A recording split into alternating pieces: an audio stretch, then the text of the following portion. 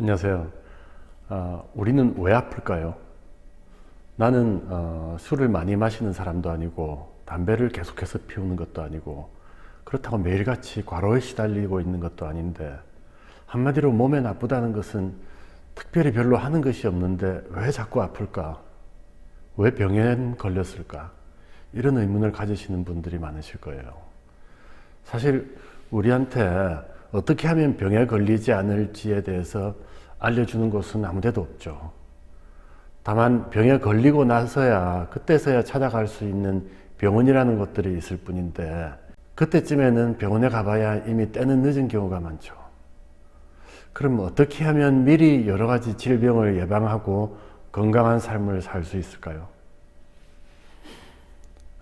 먼저 요즘 우리가 음식만으로는 충분히 섭취하기 어려운 그런 영양소들을 보충하기 위해서 영양제들을 많이 드시는데요. 그런데 이런 영양제들을 드시고 건강이 개선되는 것은 물론이고 심지어 질병에도 효과를 봤다고 하는 분들이 계세요. 아토피, 건선 같은 피부질환은 말할 것도 없고 만성피로, 관절염 등 여러 가지 질환들이 개선되는 효과를 봤다는 분들이 있어요. 저는 이렇게 영양제를 먹고 건강이 획기적으로 개선되었다는 분들을 볼 때마다 느끼는 것이 우리 현대인들이 의외로 영양 부족 상태인 경우가 굉장히 많고 이런 영양 결핍이 건강 문제나 심지어 질병으로 연결되는 경우가 많다는 것을 계속해서 깨닫게 됩니다. 우리 사람들이 점점 생활이 풍요해지고 잘 살게 되면서 이 음식이나 먹을 것들이 굉장히 풍부해졌기 때문에 우리는 다들 잘 먹고 있고 영양을 충분히 섭취하고 있다고 생각은 하지만 사실은 전혀 그렇지가 않은 것이죠.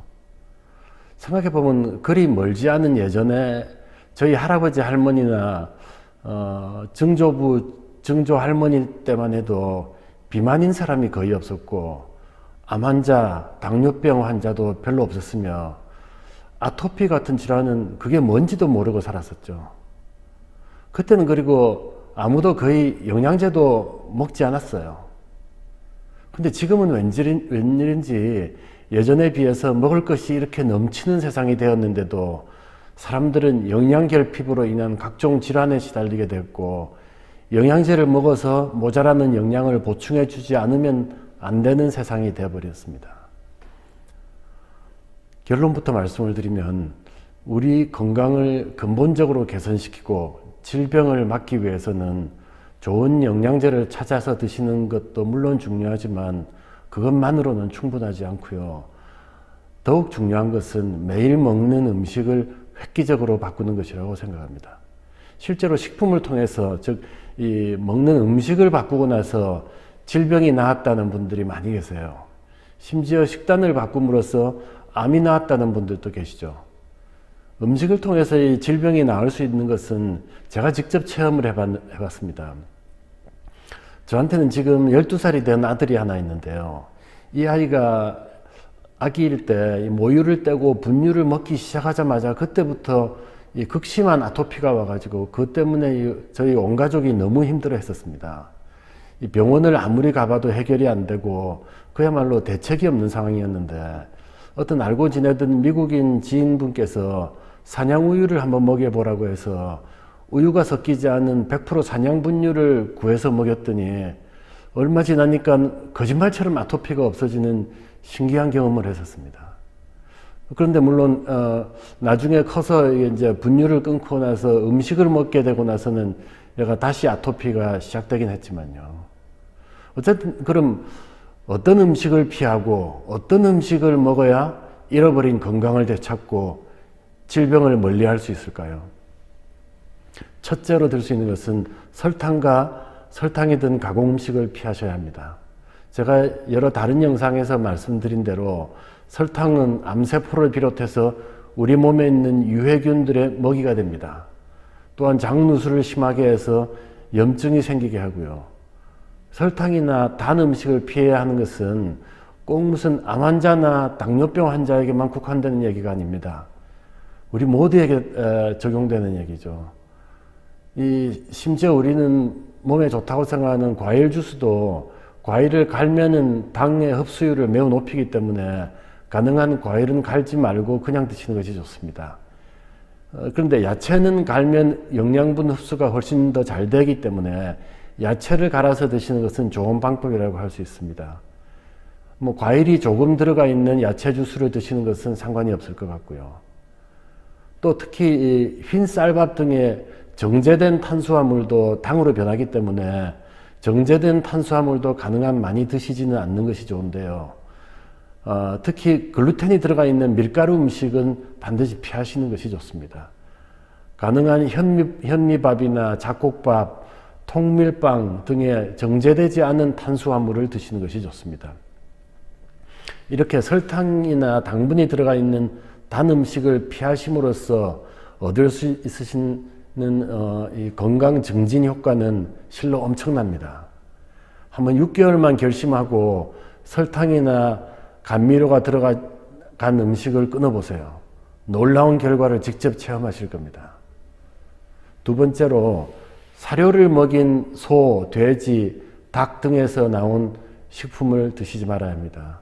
이 사료를 먹인 소, 돼지, 닭에서 나온 고기나 유제품, 달걀 등에는 소화가 잘 되지 않게 하고 몸에 염증을 일으키는 것으로 알려진 A1 베타카세인 단백질이라는 것이 많기 때문에 우리 몸 안에서 많은 문제와 질병들을 일으킬 수가 있습니다. 또한 이런 사료를 먹인 가축에서 나온 제품에는 우리 혈관들을 깨끗하게 하고 뼈를 튼튼하게 해주는 것으로 알려진 비타민 K2나 오메가3가 거의 없다고 보시면 됩니다. 또한 젖소에서 만든 우유에 함유된 것으로 알려진 알파 S1 카세인이라는 것은 알러지 질환을 일으키는 것으로 알려져 있습니다. 또 이 사료를 먹여서 키운 가축에서 생산된 육류나 유제품이 안 좋은 큰 이유 중에 하나는 이 사료 안에는 애플라톡신이라고 하는 곰팡이 균이 포함되어 있는데요. 이것은 사료를 저장해 놓을 때 이 부패하면서 나오는 곰팡이 독소라고 볼 수 있는데 이것이 대표적인 발암 성분입니다. 이 애플라톡신은 고온으로 살균한다고 해서 죽지도 않는 이 무서운 성분이에요. 따라서 이 성분이 사료를 통해서 가축들에게 전달되고 그 가축들을 통해서 우리 몸 안으로 들어오게 되기 때문에 사료를 먹인 소나 가축들에서 나온 식품의 섭취를 가능한 줄여야 한다는 것입니다. 그런데 사실 현실적으로 우리나라에서는 이 방목해서 사료를 먹이지 않고 풀을 먹인 젖소에서 나온 우유나 유제품을 구하기가 매우 어려운 것이 현실입니다.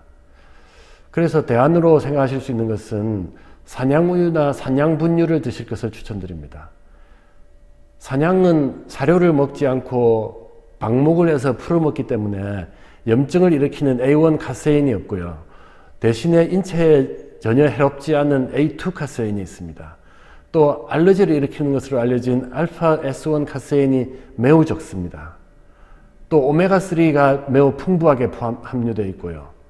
또 하나 큰 장점은 이 프리바이오틱스인 올리고당이 풍부하게 함유되어 있어서 우리 장의 생태계를 건강하게 해서 장을 튼튼하게 해주고 염증이 생기지 않게 해주는 효과가 있습니다.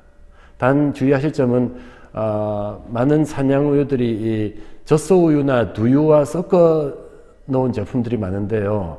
방금 제가 말씀드린 효과를 보시기 위해서는 100% 산양우유만 넣은 제품을 드셔야 합니다. 이외에 계란을 사실 때도요, 가능한 자연 방목해서 자연 방사한 닭이 낳은 계란을 사시고 생선도 좀 비싸더라도 양식하지 않은 자연산 생선을 드시는 것이 좋습니다. 이 계란에 보면 1년 번호가 찍혀 있는데요. 그 번호에서 맨 마지막 숫자가 사육 환경 번호라고 해서 닭의 사육 환경을 나타내는 것인데 여기서 끝번호가 1번이면 자연 방사했다는 뜻이니까 이런 계란을 사서 드시면은 오메가3가 풍부하게 함유되어 있어서 좋습니다. 이런 오메가3가 풍부하게 함유되어 있는 자연 방목한 가축들이 낳은 계란이나 우유를 드시면은 여러 가지 질환을 예방할 수 있고 건강을 개선시키는 데 큰 도움을 받으실 수가 있습니다.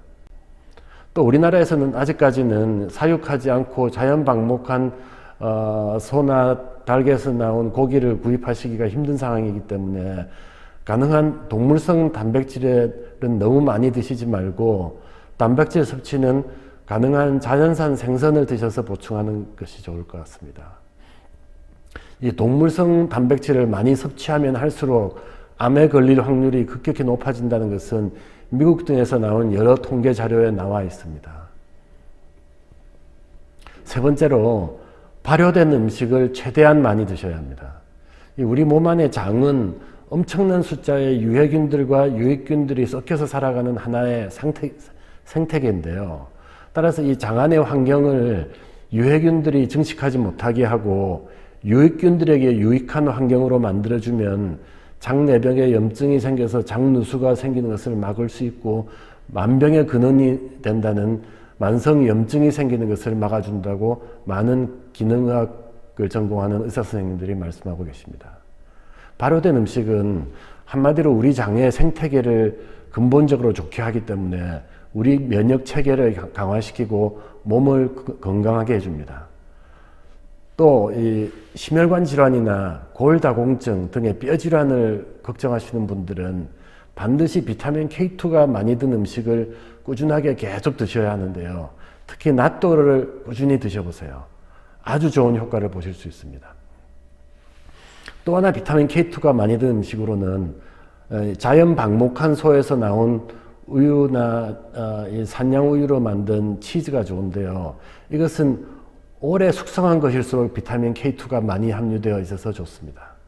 이외에 요구르트도 아주 좋은 음식이라고 볼 수 있는데요. 단지 주의하실 점은 당분이나 설탕이나 이런 각종 인공 첨가물들이 들어가지 않은 무가당 제품을 드셔야 합니다. 또 빵을 드실 때는 이스트를 써서 빠르게 발효시킨 빵을 드시면 안 되고요. 가능한 천년 발효된 빵을 드셔야 합니다. 인터넷에서 천년 발효빵이라고 치면 만드는 곳들을 찾으실 수 있습니다. 이 천연 발효된 빵에는 우리 몸에 좋은 유산균들이 많이 들어가 있습니다. 또한 이 글루텐 섭취를 피하기 위해서 가능한 통밀빵이나 호밀빵 등의 이 통곡물이 많이 함유된 빵을 드시는 것이 좋습니다. 네 번째, 몸의 pH 값을 알칼리성으로 바꾸는 것이 중요합니다. 혹시 여러분의 몸의 pH 값이 얼마인지 알고 계세요? 이 pH 값이 7 이상이면 알칼리성이고 7 이하이면 산성인데요. 정상적으로 건강한 분이라면 약 알칼리성으로 7.4 정도면 좋다고 합니다. 특히 암이나 어떤 질환이 있으신 분이라면 반드시 pH 값을 알칼리성으로 유지하려고 굉장히 노력하셔야 합니다. 대부분의 암 환자들은 pH 값이 매우 산성으로 나옵니다. 이것을 정상 산도인 약 알칼리성으로 바꾸게 되면 아주 극적인 효과가 나타날 수 있습니다. 실험을 해보면은 이 약 알칼리성 용액은 산성 용액보다 산소를 100배 이상 흡수한다고 합니다. 제가 다른 영상에서 말씀드렸지만 암이 퍼지게 하는 것은 암이 생기게 하고 암이 퍼지게 하는 것은 산소 부족으로 인한 것이라고 말씀드렸죠. 우리 몸 안에 세포 안에서 산소가 많으면 암이 증식하지 못하는 환경이 됩니다. 반면에 몸이 산성 pH 상태이면 체액 안에 산소가 부족해지고 암을 유발하는 환경이 되는 것이죠. 또 산성 체질인 분들은 간에서 해독이 잘 안 되기 때문에 신장에 독성이 쌓이게 되고 또 우리 몸에 필수적인 아연, 마그네슘, 칼슘 등의 이 중요한 미네랄들이 고갈돼서 부족해지게 됩니다. 이 몸을 알칼리성으로 만들기 위해서는 무엇보다 식단이 중요한데요. 야채와 과일을 많이 드시고 동물성 단백질을 가능한 드시지 말아야 합니다. 또 설탕이나 정제된 곡물 그리고 콜라 등의 탄산음료를 피하시는 것이 좋습니다. 이 이외에도 자세한 것들이 많이 있지만 오늘은 여기서 이만 정리하고 앞으로 추가로 새로운 영상에서 계속 음식에 대해서 말씀을 드릴까 합니다. 우리 몸의 건강을 근본적으로 개선시키기 위해서는 좋은 영양제들도 물론 중요하지만 우리가 매일 먹는 음식을 바꾸고 개선하는 것이 너무나도 중요하기 때문입니다. 암을 예로 들어 말씀드리면 통계에 의하면 유전 인자 때문에 암 환자가 되는 경우는 전체의 5%에 불과합니다. 나머지 95%는 환경 요인 때문인데 그 환경 요인 중에서 가장 큰 요인이 되는 것이 음식이라고 합니다. 감사합니다.